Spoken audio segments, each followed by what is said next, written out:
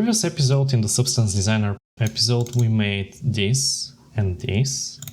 And now we're going to import it and then turn our gateway portal from this red dot into this blue thing, this blue vortex, and it teleports us in here. We have the red and the yellow, and we have the rainbow. So we will make a few of them. I'm not sure if we're gonna make all of them in this episode, we'll see, but at least we'll start with the blue one. So with that all in mind, navigate to the top of your projects. For me, I've made, if you remember a few episodes ago, I made a tutorial, and in the tutorial folder, this is as if it's like your root directory, we make a folder called textures. We go in there and we select these two noises. Oh, by the way, I've done the names wrong, so let's fix them. Text, liquid blue, and text. Because yeah, we want like the text for texture to be at the start. We drag these and we drop them here. It imports them for us, and let's compare. So like this was like the previous one, the original one, and this is what we have now. They're so close to one another that I think we'll love what we're seeing. And then the next one is this, again, very similar. And because we're using, well, slight difference there in the gradient, but nothing to be afraid about, like the visual will be similar. Here we don't need to change any settings of what we just imported because we're using them in very ordinary ways. So yeah, next up I will save this. And here is our material that we created, like the parent of this a few episodes ago. If you don't have it, catch up on it. We go and we select this new texture that we just made by pressing that, and then we drag it into the color map. Cool, look at that. Immediately we got our visual to change to it. And now you can really experiment with all of the different settings and the tiling and the colors, and like honestly accomplish some really cool stuff in my opinion. You don't have to do it the way I've done it with the other one or with this one, but I will change us to blue and made it so it leads to over there and is to a location. There we go. So I quickly there made that work so we can compare. So this is what we have in my original work, and let's bring this one closer to it as well. The way I'm going to do it, by the way, is like I'm not going to play with different settings. I will just copy paste, and you can play and you can like experiment. As I said, let's close this, let's close that. That can stay. So this is my original here, and we start. Cool. So there's a bit of a mismatch between the naming conventions, but what you need to know is that I'll figure it out here on the go, and you can look at the right screen because that's what you have as well, and you want to get similar values. So for the minimum opacity, we go with -0.4 and see that kind of darkens it. For max, we go 0.4. It gives us that. For the base tint, I will use this color there. And I'll put the hex on the screen so you can get it easier. And then for color, I think I'd leave it to this hex. Yep, perfect. There we go. The tile U and V, we go with 2 and 3.8. Sorry that I jumped there a tiny bit, but oh my god, look at that. It immediately makes it like liquidy. So cool. Then we want to increase our color map emission, which will make like our texture glow, to 22. Okay, and that brings back the color. Tint power we want to put to 10. Okay, and that kind of like fixes the gray for us. The dot emissive color we want to change to this hex linear, and gives us a bit of a blue. And then the emissive color on the back of it, on the other dot, we want this hex linear. So see, like that's kind of like the color of the dot in the middle, which I really like. So yeah, that's cool. And then let's see what else we're gonna be missing. So let's play with the radius of the different dots. The radius A needs to be 0.46. The hardness 0.23.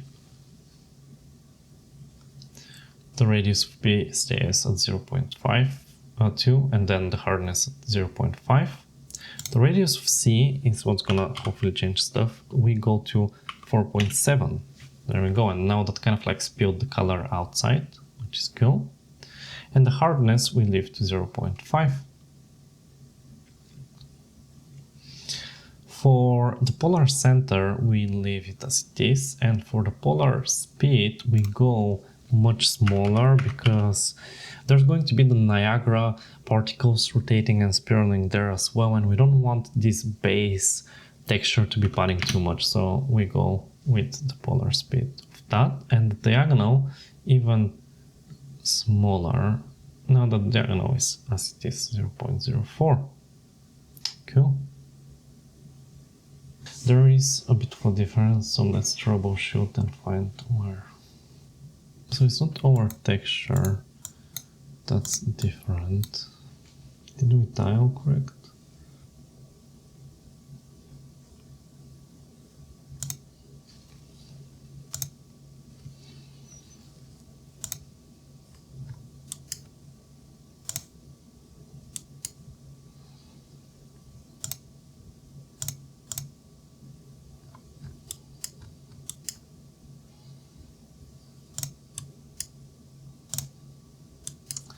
So I am doing a bit of troubleshooting.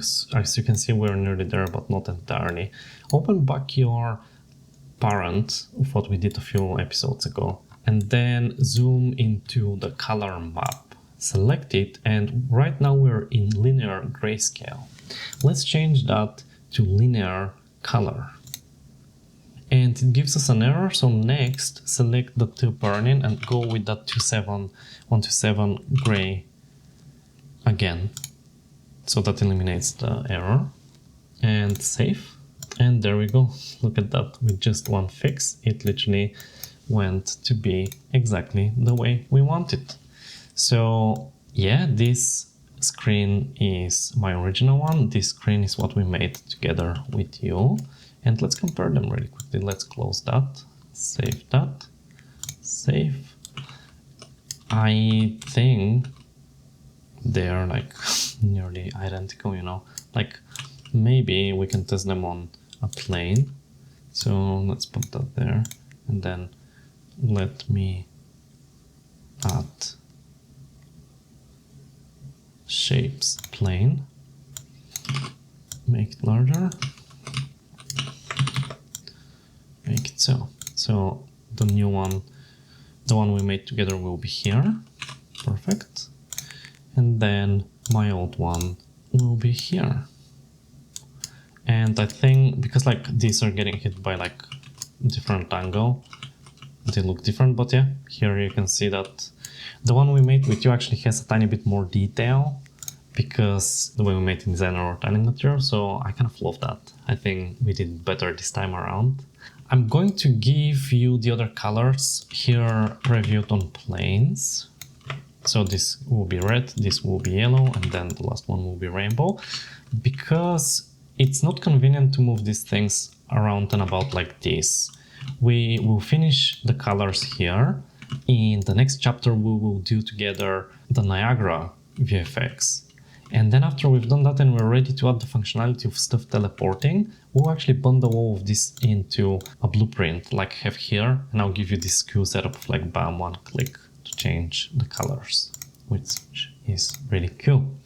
But anyway, so let's just first derive this.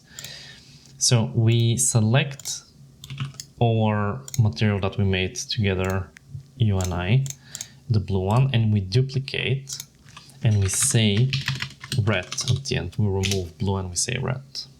We open that up and then we drag it onto this new plane here. Next, I'm going to find my material and give you the values. We can close this.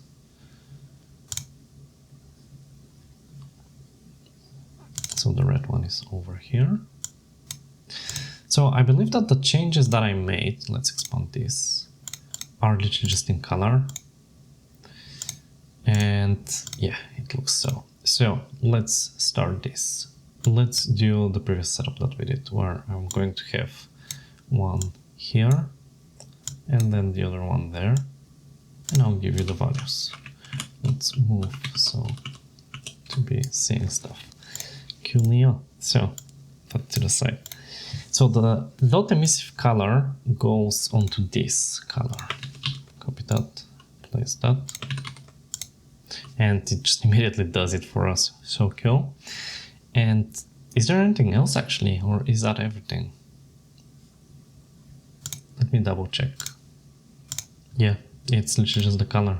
So that's the power of the shader that we made. We literally just clicked one thing, changed one color, and we derived our other version. Really cool. And feel free to make green, oranges, whatever you want. That's just so cool. Next up, let's go for the yellow. So sorry that it's a bit of a labyrinth, but we navigate to the folder that we have. We duplicate our red, and we delete the last part and we say yellow. We open it and we put it over here. And in the yellow, it looks like I changed two colors. So in here, oh, by the way, drag the yellow onto this. It's not yellow yet, but we'll make it so. And in this hex, I'll give that one to you as well. For the background, this one. Oh, I'm putting the hex linear. There we go. And that's that. We have our yellowish green version really quickly done like that. If you want to see it, we can do so by going under world, where our teleporter room is. And yeah, look at that. It's actually the same. Yeah.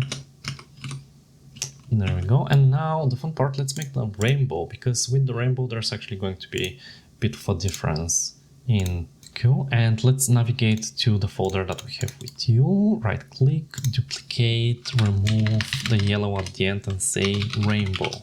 Nice. Open it up, save the other ones, save the rainbow. Where does the rainbow open? Drag the rainbow onto the last one. There we go. And now navigate to your folder with the rainbow texture and place it on the top. There we go. Now, let's start having a bit of fun here. Let's compare everything and the values that I have changed. Okay, so for the minimum opacity, we're gonna go to 0. Then for the base tint, we're going to reset back to white. For the color map emission, we'll go 7. For the tint power, we'll go 1. Perfect.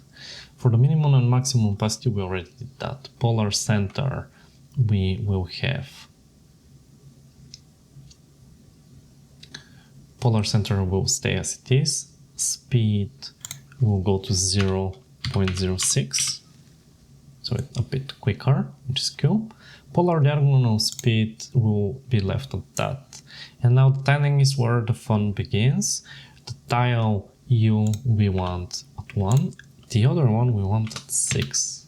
So look at that, like look at me do it on the go. It just kind of adds circle amounts, really cool. And I discovered that if I do this on the other, like it gives it like a fuzzy appearance. So yeah, just cool stuff. But anyway, let's put them back to what we said, like 1 and 6. The settings, the rest we put as they are. And for the dot emissive color, I'm sure that we just go with absolute white, yes. So for the hex linear FFFF, that puts back the color. And for the dot C, which is essentially that dot in the very middle, we don't want it yellowish. I tried a lot of different colors and I settled to the conclusion that this one kind of like works and is the coolest. And we save that. And I think that's it. Let me double check the radius for different stuff. Okay, no, there is like radius I, A, 0.5. Hardness of it is 0.5 as well. Oh, that brings back the color. Lovely. And then radius B, 0.2, correct. Radius hardness B, 0.44, coolio. And then radius C, 1. And that's it. We are done. We saved that. I mean, let's compare if you want. Look at that. This is my original. And this is the result from our tutorial. How heckin' cool is that? Save this, save that, close that, save all of that. Let's navigate to this. Let's close it. And that's us done. We made the different versions. We made the shader before that. And next we just need that extra spark from the Niagara VFX on top.